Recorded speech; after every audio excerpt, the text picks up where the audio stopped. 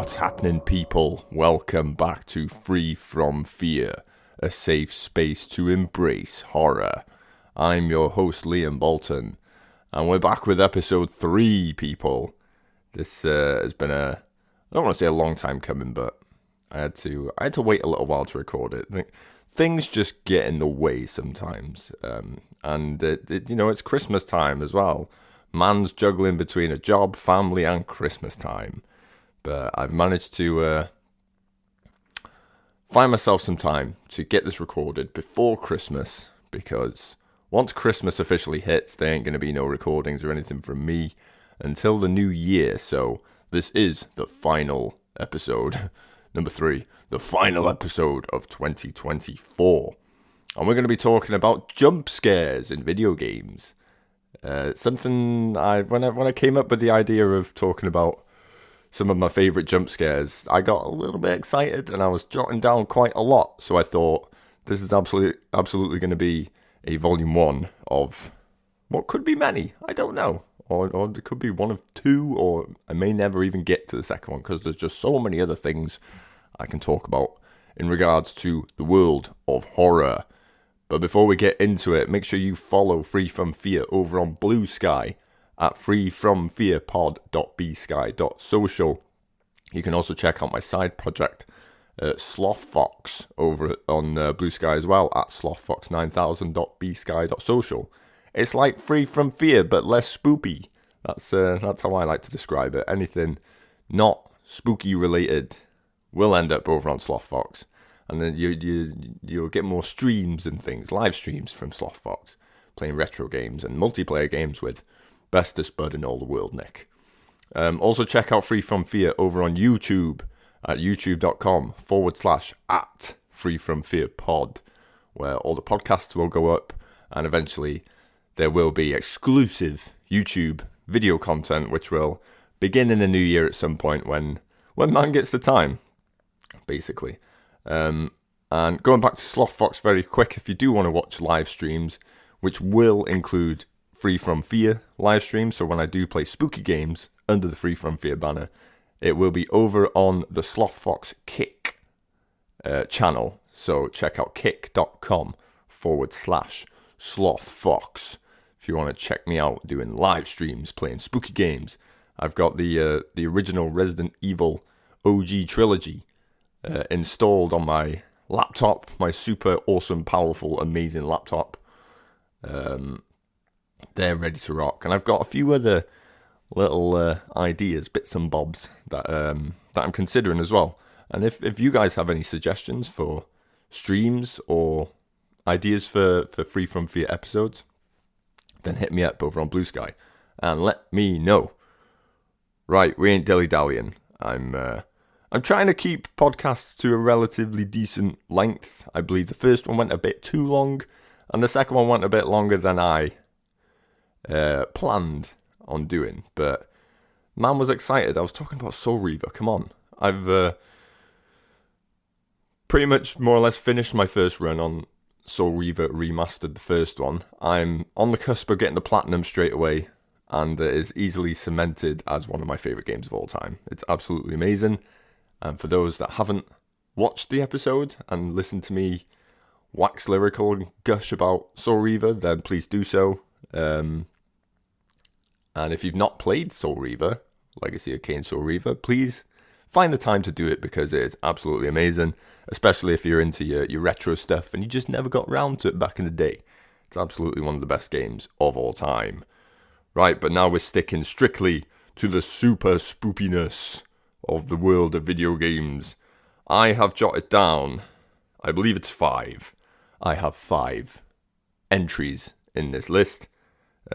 These are not my top 5 jump scares of all time, although one of them is probably always my number 1 that I go to whenever the word best jump scares in gaming. This is the one. There's one that always comes to my mind, which I will save until last out of the 5. I believe I've got a bit of a I've got a good spread of different generations of video games as well. There's the video games themselves are not all strictly horror, but well, there's maybe one. There's one that isn't strictly horror, but there is horror to it. Depends how you look at it. But yes, this is Free From Fears, Best Jump Scares in Gaming, Volume 1.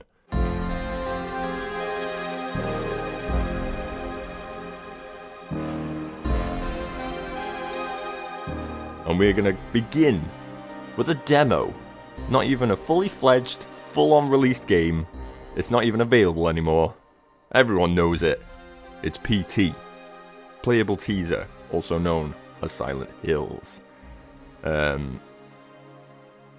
Obviously, for those that don't know what PT is, it's like an endless corridor simulator where you're going through this creepy endless corridor where every time you re-enter the corridor, mad things happen, and it's just really creepy, and the atmosphere is horrific, and noises are happening, and then there's always little differences each time you re-enter the corridor, should I say. And it ends up being like a massive puzzle that it did require like a mad guide to actually be able to unlock the ending that revealed that it was supposed to be a new entry into the Silent Hill franchise. But the actual moment I'm talking about here, the actual jump scare bit that got me, it got me good the first time. It's really horrible. It's still, you can still go on Googs. You can obviously watch it on YouTube. I actually recommend, if you don't know what I'm talking about, either go and play the games, if you can. In this case, you probably can't. Or go on YouTube and check out footage of the game.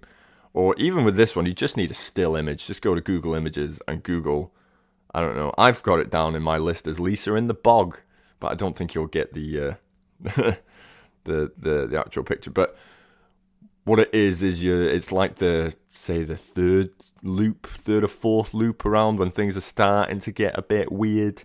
You notice that each time you go through the corridor, there is one locked door at the beginning that you can't enter. And then there's one loop in the corridor where I think it eases open as you're there. I think you walk past it and then you hear it creak in the background and then it opens up slightly. And then what PT introduced, to my knowledge, because I don't remember it being in other first-person horror games, but then what do I know? But they introduced like a weird zoom function to the game. So you could hold, I think you held R3 and it made you zoom in, like your eyeballs had magnifying glasses in them. So you would go up to the gap in the door because you still couldn't open it, and then you would have to zoom into the dark abyss, just the gap. And then as you did that, Lisa would pop her head in, not like proper pop her head, but you would see her face, and then she would close the door on you. And I just remember that really creeping me out. Yeah. I'm just going to keep it as simple as that because that's what it was. It was just that jump scare. It was super scary. It introduced Lisa, even though you didn't really know who she was, but you knew that there was another being there with you at that point. And then you basically just have to carry on because you can't get in that toilet at that point. But that was that moment set the tone for the game. That's the way I felt like when it happened, and it's just an amazing moment, and it's always the bit that when I think of PT, that's the bit that I think of, and that'll tend to be the case with a lot of these jump scare moments. They're not necessarily the best moment in the game, the scariest moment in the game, but it's just when something just lives rent free in your head. When you think about that game, when I think about PT, that's the moment I think about, and yeah, it was really, really horrifying. Right, for this next entry, we're travelling back a few years. PT was 2014, a whole 10 years, almost 11 years ago now, PT. But for the second entry, we're travelling back to the year 2002. We had Eternal Darkness, Sanity's Requiem. I never actually played this game myself, but back in the day, when I used to chill out and watch YouTubers playing spooky games because either I had no means to play them, like Eternal Darkness, I didn't have a GameCube to play it, but I was always interested in what it was. Like I'd heard I'd heard tales, I'd heard the legends of Eternal Darkness, and that it was a super scary game. And it turns out it's a really weird game. It's all about sanity, and your character's heads can just randomly explode, and then it can pretend that there's a malfunction in the game and that it's glitching. It's a nuts video game. It's pretty awesome, though. And there was one particular moment. So I was watching the two best friends play Eternal Darkness. They are no longer two best friends. They're not going anymore on YouTube. They've got their own separate things because they are no longer best friends, apparently. But I do fondly remember their playthrough of Eternal Darkness. It was really funny, really humorous, but it was also really spooky when it came to the actual video game. And there was one particular moment where you control a character. I cannot remember her name, but I believe she's voiced by Jennifer Hale, the lovely Jennifer Hale of Naomi Campbell in Metal Gear Solid. I think I'm right in saying that. But you control that character, and I believe she's either inherited a house or something's gone on. There's like a murder investigation in the house. And so it almost becomes like, it's like the hub world of that game is you roaming around the house.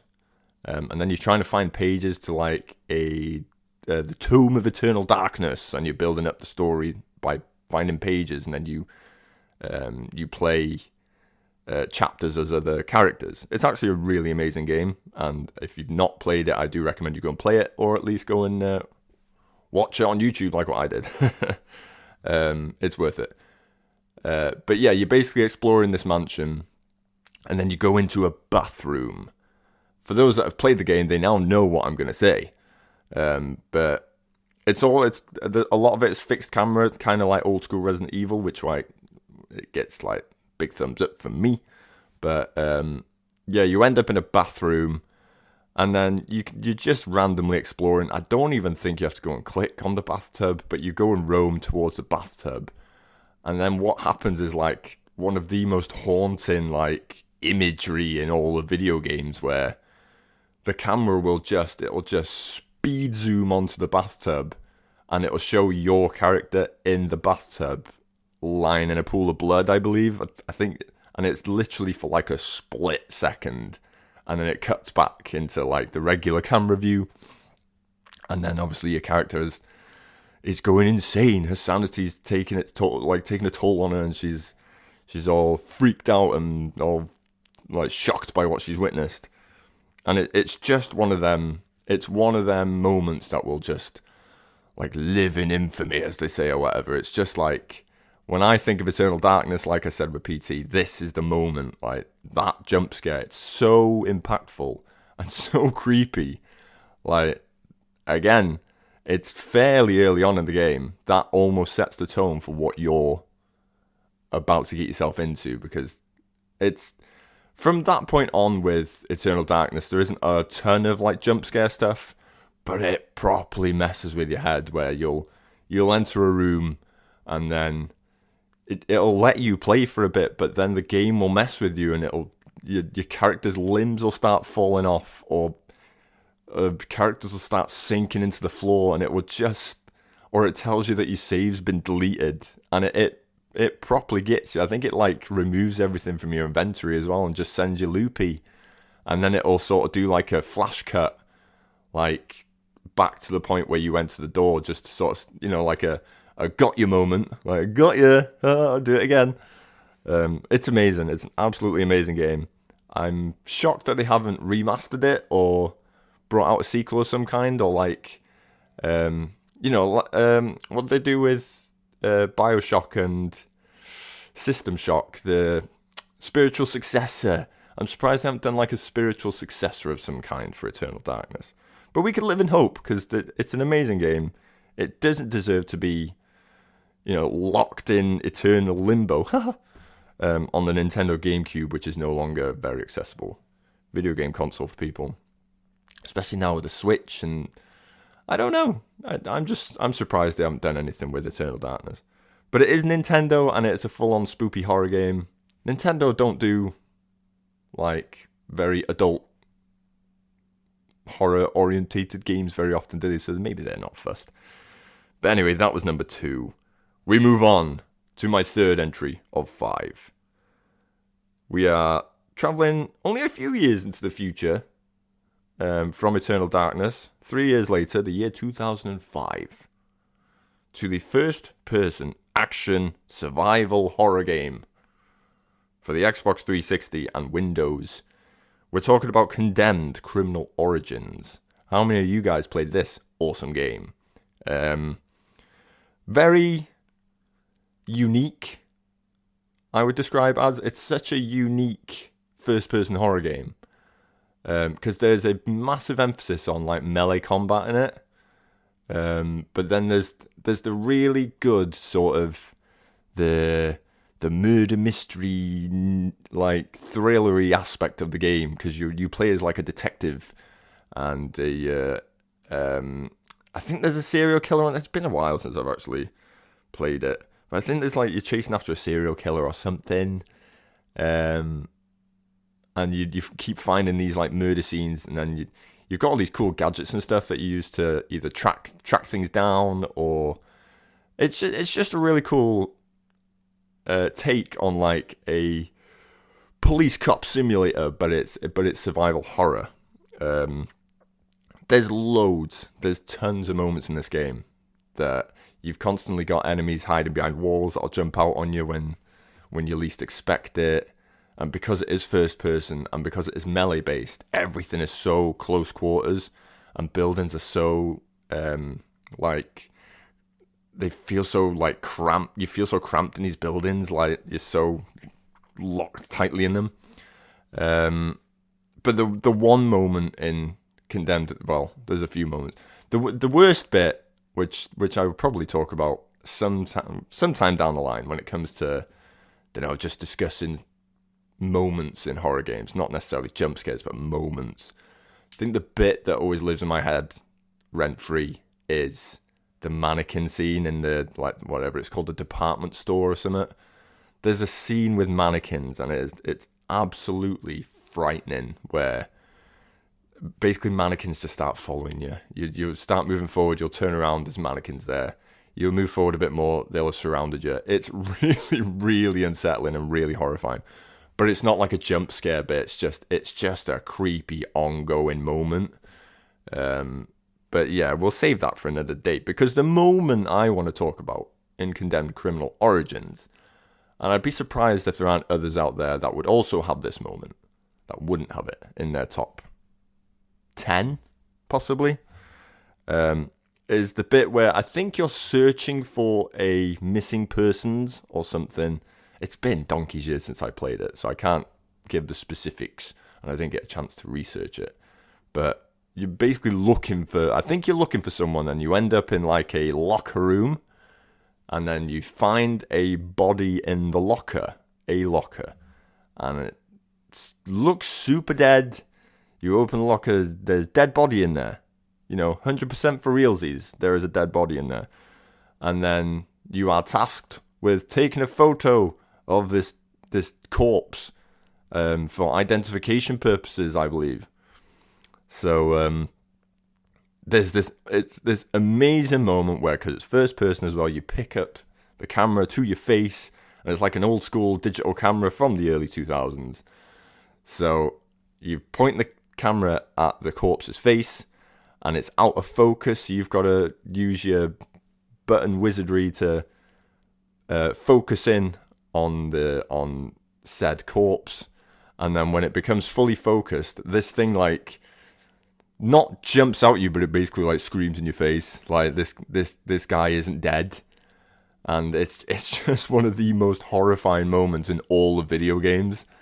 And I believe it's almost like a bit of a forgotten moment in horror, like, because Condemned was so obscure. Not that it wasn't an appreciated horror game. It was just, I don't think it's one that people always go back to as like with the fondest of memories. Especially with the sequel. The sequel lost out on a lot of the horroriness of it, and it kind of just felt like a dingy, dark beat 'em up game. I didn't really play through the second one all that much, but the first one's an absolute gem, and I love it. As a horror game, I couldn't recommend it more. But yeah, that moment with taking a photo of what you believe is a corpse in a locker, and then as you focus in with your camera, he jumps out and gives you the spoops. And yeah, I kind of think that's it. I feel like he perishes then. I can't remember, but yeah, that moment's just really, really horrible. Right, moving swiftly on. At number 4, my 4th entry. Not that it's number 4 on the list or anything like that. It's just a 4th entry in this. I don't want people thinking this is like my definitive list of the best jump scares of all time. This is just volume 1 of ones that I like, people. So number 4, I keep doing it, the 4th entry in this list is a little further ahead from Condemned. We're talking about the 2013 first-person psychological survivor horror video game, Outlast. One of the first, for me, like one of the first instances of like a big deal indie game. It didn't feel like a proper indie game. It felt a bit more high budget than your typical indie games. But I'm pretty sure, you know, Red Barrels, the publishers of the game, weren't.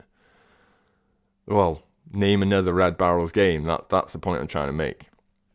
And at the time, apart from Amnesia, there was no other like.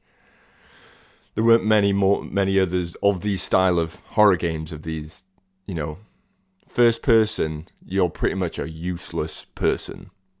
First person horror game where you can't defend yourself. The only thing you can do is run and hide.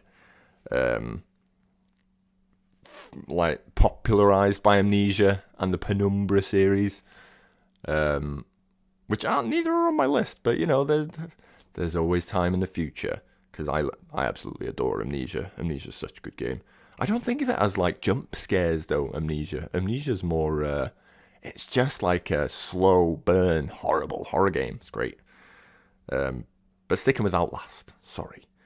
Again, there's a few moments you could probably pick from Outlast, but I've kept it simple with my entry.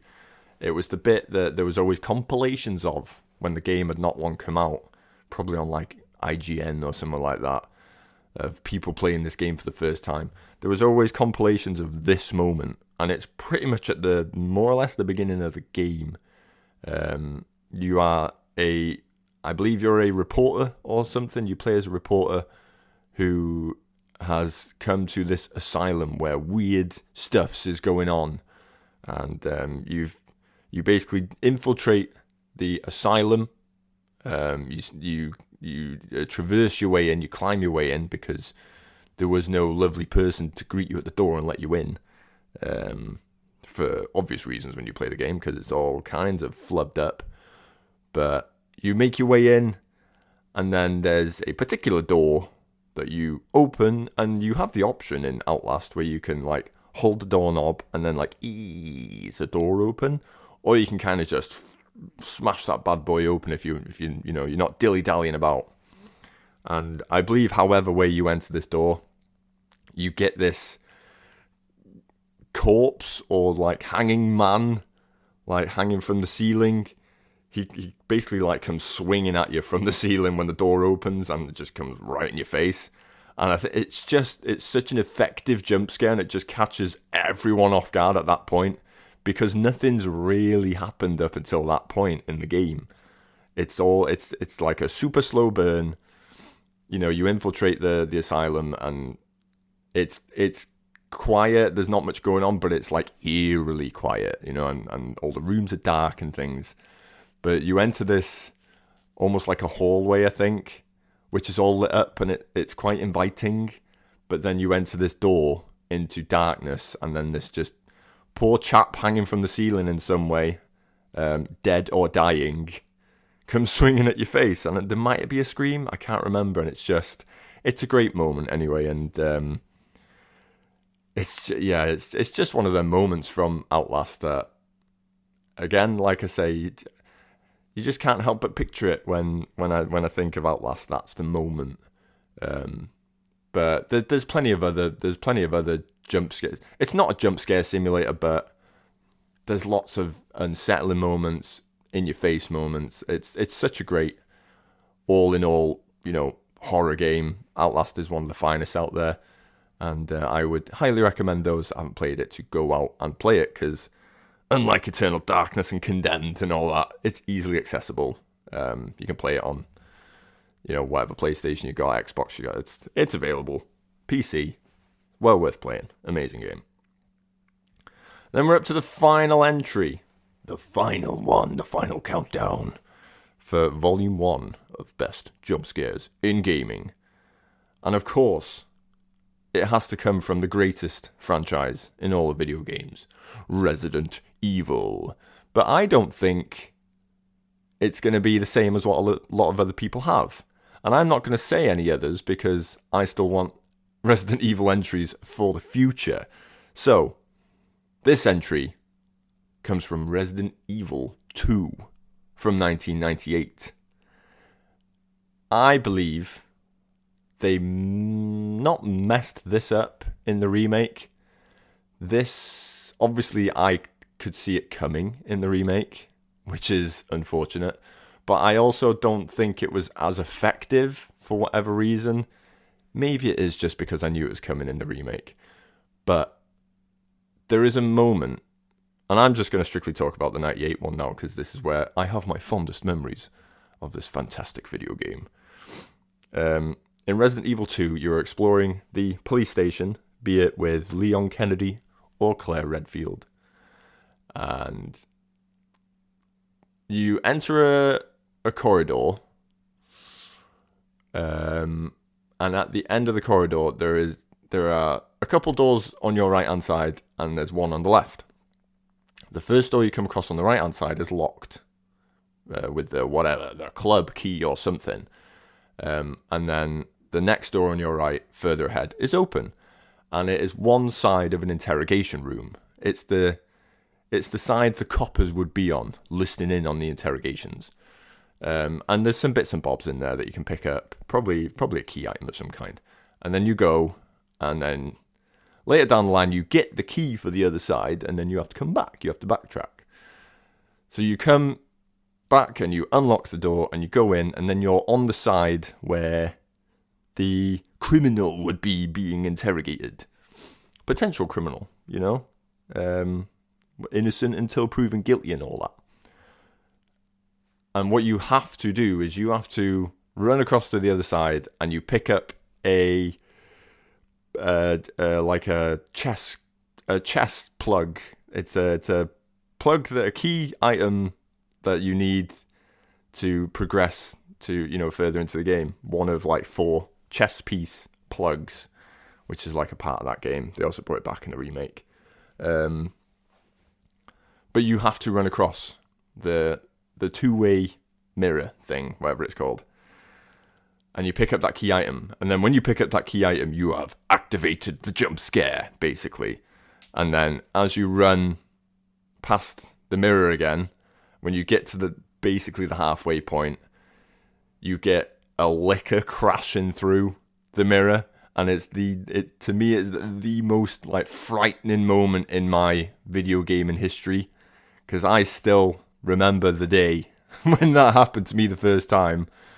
And I almost had a heart attack at the age of 9 or 10, because you just don't see it coming.